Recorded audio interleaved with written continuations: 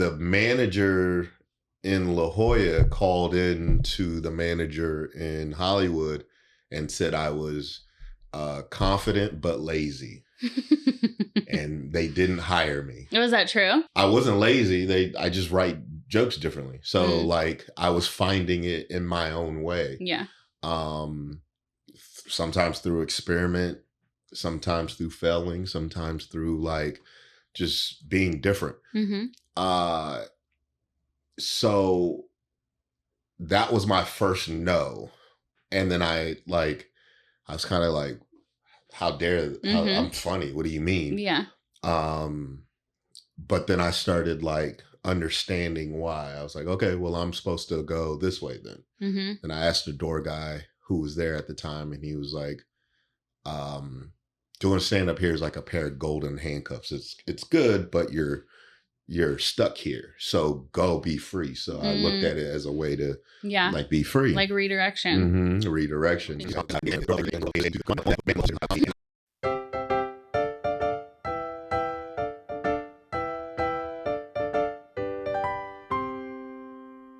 Hey everybody, it's Kenya, and this is the Thank You for Saying No podcast, where we find meaning in life's unexpected turns, where we talk about how rejection can actually be a blessing, and where we learn to be grateful for life's no moments. Before we start, can I ask for a favor? If you like the show, the best way you can support Thank You for Saying No is to subscribe or follow wherever you are currently listening to the podcast. YouTube, Spotify, Apple, wherever. Hit that subscribe button or hit that follow button. This is a free way you can support the podcast. And my commitment to you is that we'll find guests that you want, I'll listen to your feedback, and I will make sure the podcast gets better and better. And with that, let's get started. Keith Johnson, welcome to the Thank You for Saying No podcast. I said yes to coming on. You really did. Yeah. So for those who don't know Keith Johnson, he is a stand-up comedian, a creator, an actor, and a voiceover actor. And you may have seen him on Comedy Central and Hulu. And he's actually one of my really good friends who I know from LA. So hello. Welcome to the podcast. Thanks. I know that you have a lot of wisdom because you've shared a lot of it with me. And this is actually really special because I've quoted you on the podcast before, and I didn't tell you. Wow. It was when you said, like the secret to life isn't happiness, it's peace. Do you remember saying that to me? Because happiness goes away. Yeah. But peace lasts. Yeah. And I've thought about that. I just be saying shit though sometimes. You do. I don't even remember saying that. I just be making up stuff. And I think about it every single day. I just said it just to, send you on your way. Yeah. I guess it made sense. And on my way I went. Yeah. So in the beginning, when you first started comedy, because you've been doing it for a while now, I always, or at least one time, I've told you how your comedy journey is about as long as it's taking me to be an attorney. And I just started like getting off the ground. Yeah. And so in comedy, it's kind of different because in my legal journey, there was a lot of steps. So it's like, okay, step 1, college. Step 2, work at a law firm. Step 3, go to law school. Step 4, pass the bar. Step 5, find a fucking job. And then finally, I'm here like doing it. What is it like for comedy? Because for me, it's a lot more clear. Like, right. You know what I mean? My first step in comedy was I was in an LSAT class. Oh, that's right. So it kind of started the same for us. Oh, I forgot the LSAT. Yeah, and then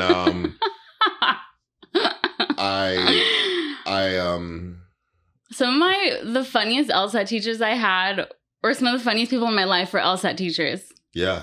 Yeah. I like the LSAT. That was like I like the idea of like the questions that it asked, but okay, so you and only you. Those like I thought it was cool. Like if you're beefing with this person and you have to plan a dinner, who sits where? Like that's the shit I like. I'm like they sit outside. They gotta go. Let's plan this dinner. Okay, so the process now versus where I came up has completely changed over the last since the pandemic. Things are different. Yeah, that's a good point. But tell us about yours, because what I want to get at is how you didn't give up? Because I know you've done comedy for a long time and you've been working at it really hard and you're really good at it. And there was a lot of times, I'm sure, where you felt like I should just stop doing this. I should get out. But what made you not let those no's stop you? Right. I've never had a quitting thought, but I have had a holy shit, I'm wrong. And I should have listened to my dad. Or I should have just stayed in the LSAT class. Okay, so my journey was, so decide not to go to law school, trying to open mic, and I was chasing a feeling. Mm-hmm. So when I did comedy for the first time, it felt right. I was like, oh, this feels good. My mind was like running, like it was racing. It was like chasing thoughts, piecing things together. I was constantly like, it was like I opened up like a portal in my brain where I was like, okay, I'm using 20% of my brain now. So I decided to chase that feeling. From there, hanging out in Tallahassee for a little bit. And then my uncle hit me up and he was like, I got a spot in San Diego. I heard you're doing comedy. His job was to get me back into the workforce, but also see if I was good at stand-up. Mm-hmm. So if I was good at stand-up, he would encourage me. If not, he'd get me a regular job. So I lived with him for a little bit. And my journey in San Diego was like, let me just find out how to be funny. Because you know when you like have a sleepover and you're hanging out with your friends and it's like late at night and you're like dying laughing over like something silly and you're like, it's popcorn. And you're like, like I was like, okay, I want to connect that in stand up. Yeah. So if you could be like, it's popcorn, and you have the whole audience laughing, then like that means you've captured something. So I knew in San Diego I was funny, but I wasn't good at comedy. So I was like, let me just find out how to be funny. And so I chased that. I started figuring out how to be funny. How?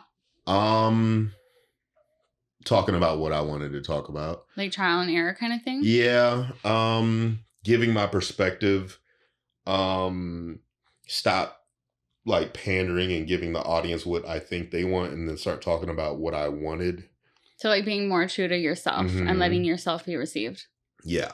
And then like second half of me living in San Diego for the year, like the last like 8 months, started dialing in. I learned how to write like a joke and I was like, okay, here we go. And then there's something called Best of San Diego at the Comedy Store down there. If you get that, like that's like the highest benchmark you could get other than like being the scenes guy. So if you're the scenes guy, they're going to take care of you. They're going to give you like headlining spots. But if you get like a little benchmark, that's like, okay, you're doing good. So then my uncle moved and then I moved to Los Angeles. So I was just following the universe. Like, okay, now it's time to leave. My uncle's leaving. I'm not going to stay in San Diego. Let me move up to LA. And then LA. Well, first, before you get to LA, how did you get better? Like, how did you learn to perfect your craft? Did you look to anyone? Did you take classes? Repetition and no classes.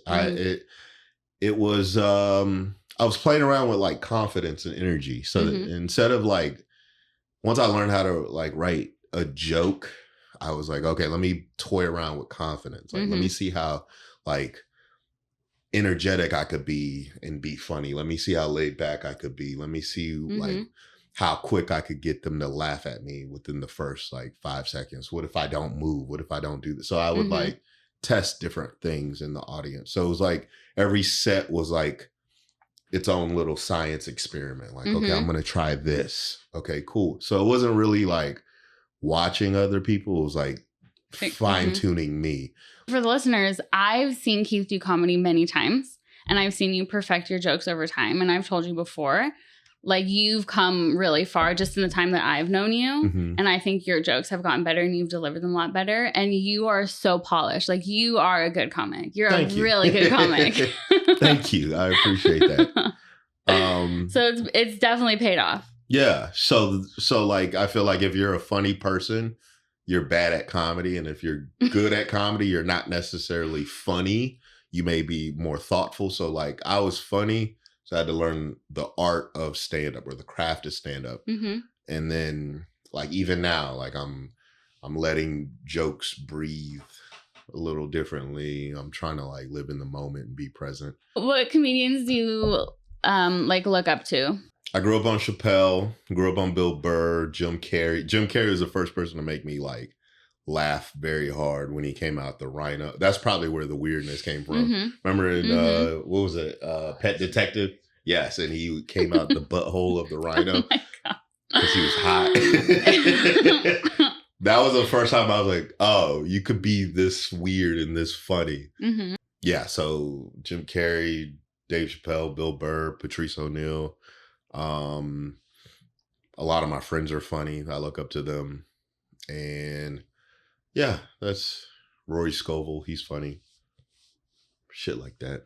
Mm-hmm. So yeah, so then once I knew I was funny in San Diego, and I knew that was enough. I had like a little window. I was chasing like these universal signs. I got to Los Angeles, and then I knew I had to start over. Mm-hmm. On Thank You for Saying No, we can talk about some really heavy topics. Check out the show notes for some extra resources to help you process some of those heavier topics. So, the theme of the show is no's and rejection, and how we're thankful for that rejection because of what it taught us and what it led us to. So think about a time in your career or your personal life or any other sort of situation where you were rejected or told no. Okay. But how you're thankful for it. I mean, comedy is full of no's. Mm-hmm. Yeah, it's a lot of no's. There's so many no's that you start valuing the few yeses that you do get. Whereas I think in regular life, you just get a couple no's every once in a while. You know what I mean? Like your girl will say, no, I don't want you tonight or something. Just little, but like stand up is like mostly no's. Yeah. Here's a no that I got. Yes. Working as a door guy in San Diego should transfer to being a door guy in Hollywood. And a door guy at a club, they're kind of like the senators of comedy. They represent comedians, but they also represent themselves. They are dedicating their service to a comedy institution. So you could go do open mics there and go hang out there. So I wanted to do that, but the manager in La Jolla called in to the manager in Hollywood and said I was confident but lazy. And they didn't hire me. Was that true? I wasn't lazy. I just write jokes differently. So like I was finding it in my own way. Yeah. Sometimes through experiment, sometimes through failing, sometimes through like just being different. So that was my first no. And then I was kind of like, how dare I'm funny. What do you mean? Yeah. But then I started like understanding why. I was like, okay, well, I'm supposed to go this way then. And I asked the door guy who was there at the time, and he was like, doing stand up here is like a pair of golden handcuffs. It's good, but you're stuck here. So go be free. So I looked at it as a way to like be free. Like redirection. Redirection. So then I just focused on getting good. And then would hit 5 or 6 mics every day for like 8 years and just hammer at it damn near till the pandemic. And that was like the first time I had to stop. Like, oh, okay, I can't do stand up anymore. And then from there, it was like building, like that's when I realized I was like a creator, where I'm like, okay, I have to put these ideas into place now and learn how to operate within like take ideas and then conceptualize them. So now we're here. Hey everybody, real quick, we have some awesome merch and you are going to want to check it out. I've linked it in the show notes. And listen, I pretty much exclusively wear Thank You for Saying No merch because it's literally that fashionable and that comfortable. We have t-shirts, hoodies, mugs, canvas bags. The t-shirts say Thank You for Saying No across the chest. The hoodies say Rejection is redirection, like this hoodie right here. And there's more to come, so it's very cute. Okay, go check it out. in stand up, like I said, you get a lot of no's, but they don't tell you. Mm-hmm. And I don't know if it's Hollywood or like LA, but it's not like a direct, like, no. It's just like well, look over here and pretend you're not there. And you feel invalidated, you feel unseen, you feel kind of meaningless because comedy is so fleeing that it's hard to like get a grasp of. So there was a festival that I wanted to get into, and I think over the last maybe like 5 or 6 years, I've been watching this festival make bad decisions. I think comedy is in a weird space right now where they're more commercialized than focused on funny, and then the people who they're really investing in are like, I don't think they're good stocks. I don't, and that's not anything against the people who are like making it right now, but I'm like, why are they investing in these people? So I'm like gunning to be this person in this festival, and then the festival just gets shut down. It goes bankrupt. Oh, shit. And a week before, I was literally having this conversation where I was like, I'm watching this festival, and there's nothing I could do. I could get momentum, I could do everything, and it just makes me feel like I'm not good enough. So that feeling lasts for a little bit, and then I just start picking up the pieces. What was the second part of the question? I forget. How did you find a way to be thankful for it, or what did it lead you to or teach you? There was a moment where, like, I was kind of happy that this happened, because it meant that I could go on. Like, I was free. I was like, oh, I don't have to like submit myself to this anymore, or like allow myself to be at its will. Like if I didn't get in, or if I didn't, and it's mostly politics. So it doesn't matter if you do well on the audition or not. It just, they like who they like, who they like. And then if you get in, you get in. So it's not really like you could kill the audition and you won't get in because they don't want you in. So yeah, it allowed me to like move forward and then just start investing in myself.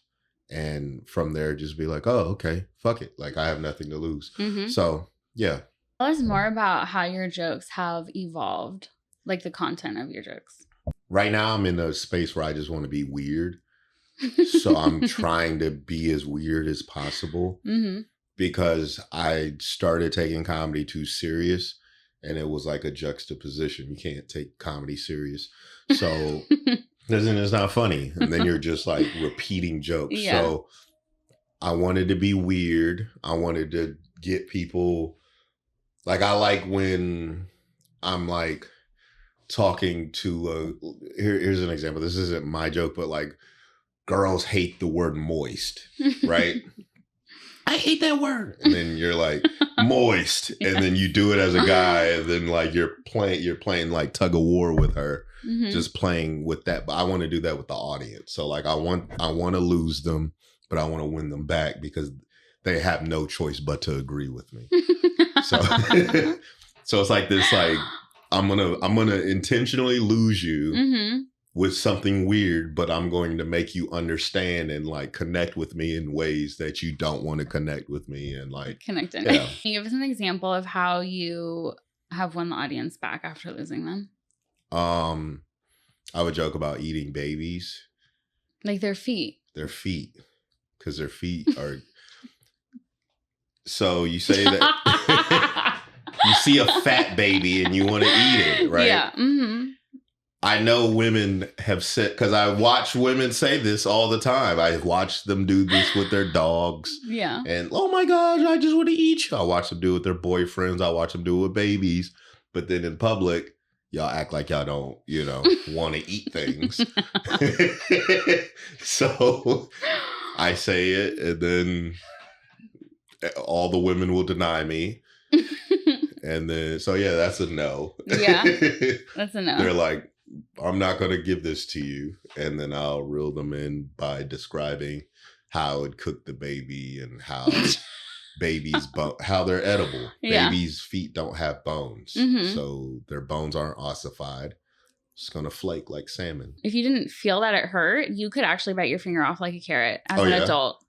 It would feel good. Just so you know. Crunching through the bone would actually feel good. But when you don't eat meat, but there's like the white bone on top of the regular bone and it's crunchy and you could eat it. That's what baby's bones would feel like. It's like it would serve like a little crunch. Lovely. Yeah.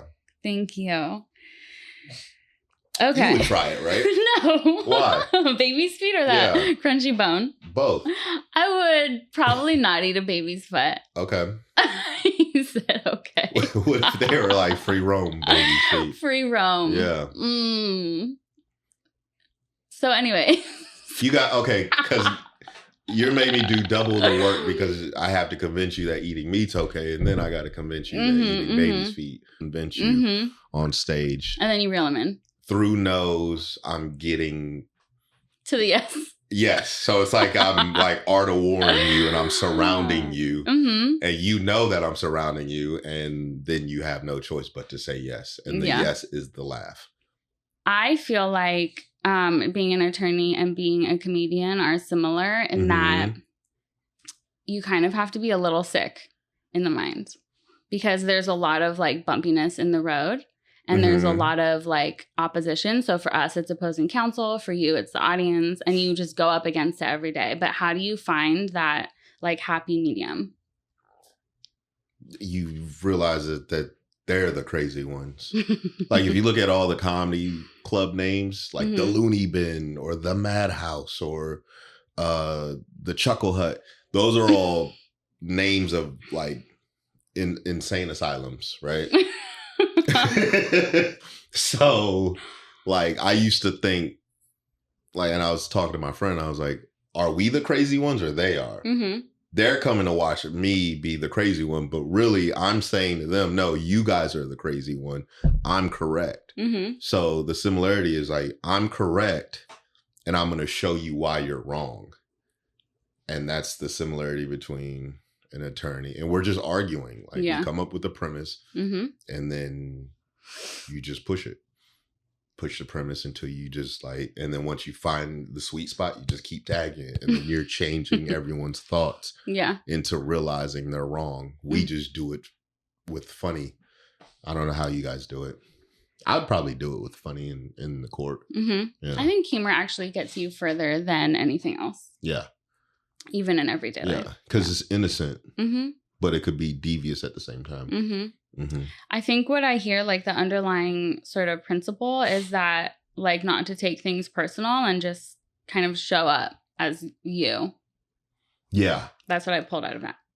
Yeah, you have to like maybe as an attorney or comedian, you have to be your most authentic self. And by being that, you have to like de-layer yourself. So like if you come up to, you ever see, what was it? The JFK movie, The Magic Bullet Theory. It's Kevin Costner. He's describing the magic bullet theory and he's like describing how this theory doesn't make sense. But he's a lawyer and he like really just walks it through. But he has like a Southern drawl, whatever his character was. I just trusted that character. And I was like, yeah, it's not real. And I just believed what he said.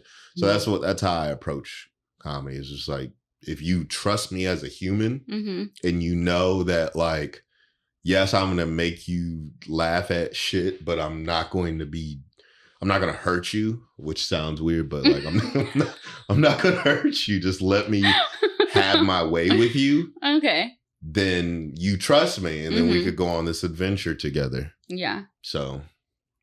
But but the fight has to happen of no. I'm tying it together. Thank you very much. We talked about something like recently-ish about going from good to great. Yeah. Where are you in that? And can you also explain that for the listeners? Did I say that?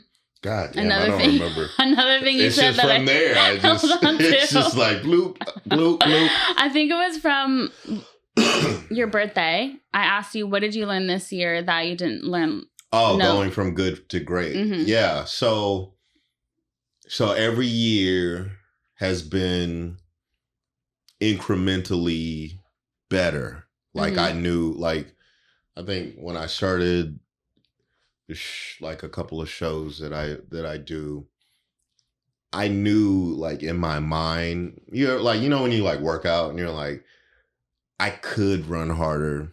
I'm just not going to. Mm-hmm. I like this space. Every time I work out. Yeah. I would know that. And then when I'd get a no, mm-hmm. I'd get mad. Fuck you, blah, blah, blah, blah. And then, but deep down inside, I'm like, I knew I could have given that little extra. Mm-hmm. So this is good. And in my opinion, this good is better than most mm-hmm. people. But God doesn't want me to get it at this level, or else I would have already gotten it, right? Mm-hmm. So then when I tap into this new level, which is great, then I'm undeniable, mm-hmm. right? So then even if you say no to me, it doesn't matter. I'm like looking at you like you're crazy now, not me, because like, how can you deny this? At this point, you're completely wrong. Yeah. Because I've filled this space up. So I'm now trying to just fill that margin between good and great with what I can do and just like maximize me. So like now comedy isn't about like writing a good joke. It's about being my best version. Mm-hmm. So like getting healthy mentally, physically, looking good, feeling good. And then everything else will just pour in. Mm-hmm. So I've been trying to like get into that space now. Yeah. And I mean, it takes time. Like, you deal with like tragedy or you deal with like shit and you're just like, then you're like, okay, I can't run here. I need to run here. Mm-hmm. I need to walk mm-hmm. or I need to just stand still. So now I'm like incrementally getting better and now I'm trying to close that gap. So what sort of advice or insight would you give to people who are going through no moments repeatedly? Mm-hmm. What advice would you give them? Sharpen your antenna. Because the answers, like you ever hear an answer like, you're supposed to start a podcast. And you're like, okay, I guess I'm going to start a podcast. Mm-hmm. And then you go start a podcast and it's this now. Mm-hmm. And then you're like, oh, I met Keith and then he was blah, blah, blah, blah. And then blah, blah, blah, blah. And then now we're here, right? Mm-hmm. It's all like a full circle moment. Exactly what happened. Yeah. If you like listen to that thing, then you'll always be right. Mm-hmm. But you think that thing is just giving you like a little piece of advice here and there. But like, if you're like sharp, it talks to you all the time. How do you get to a place where you can listen to it? Meditate. Or just like, don't get conflicted by the world shit. Mm-hmm. And then you have to like, cause like the world shit is going to like, it's just like this. And then there's like 20 of these and you can't hear me.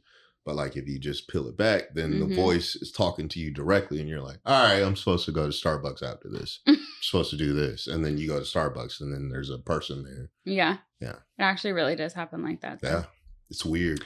Actually, when I was before I started the podcast, mm-hmm. I was at Starbucks talking about the podcast, like the idea of it. And down there? No, it was by where I live. Okay. And I was with my dad and we were talking about thank you for saying no and just the premise and the idea. And this random guy comes up to us and says, I can relate to that. Like have so many experiences like that. And I was like, if this isn't a sign to start the podcast, I don't know what. God will just send like little mm-hmm. fake people to be like, that's his confirmation. You're on the right path. Yeah. That's a good place to end on. Why don't you tell the listeners where they can find you, what you got going on? This is your time. You're never going to find me. I'm just going to appear in your life when you need it. Thanks, Keith. On the podcast, we want to connect with the audience and create a community that inspires and grows together. We have a way to do that. Submit your own thank you for saying no moment or story and how it's impacted your life in a great way, and then we'll read it on the podcast. There's a form linked in the description where you can submit. You can respond anonymously, of course, but if you leave your name and your social media, we'll give you a little shout out when we read your submission. And all submissions will be part of a drawing to win some exclusive Thank You for Saying No merch. Follow and subscribe to the Thank You for Saying No podcast, and you'll get every episode as soon as it's released.